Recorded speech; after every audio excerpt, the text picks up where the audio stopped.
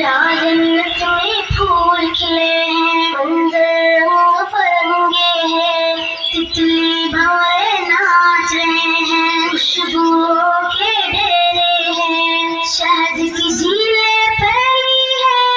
दूध की नदियाँ बहती है,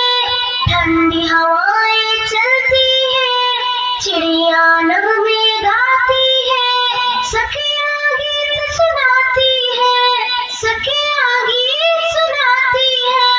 हमद सनाएं होती है,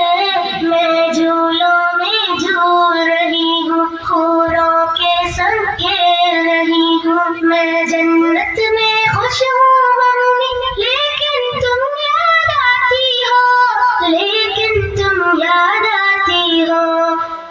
हेलो मम्मी, बोलो।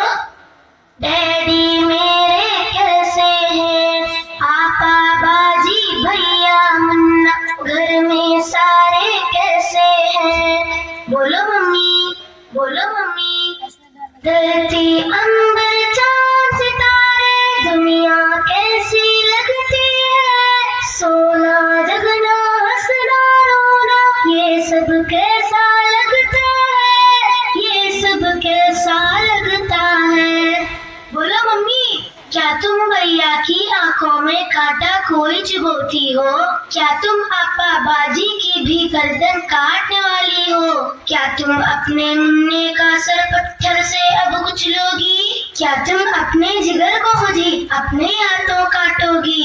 वरना मेरे साथ ही तुमने क्यों ऐसा बर्ताव किया। Hello mummy,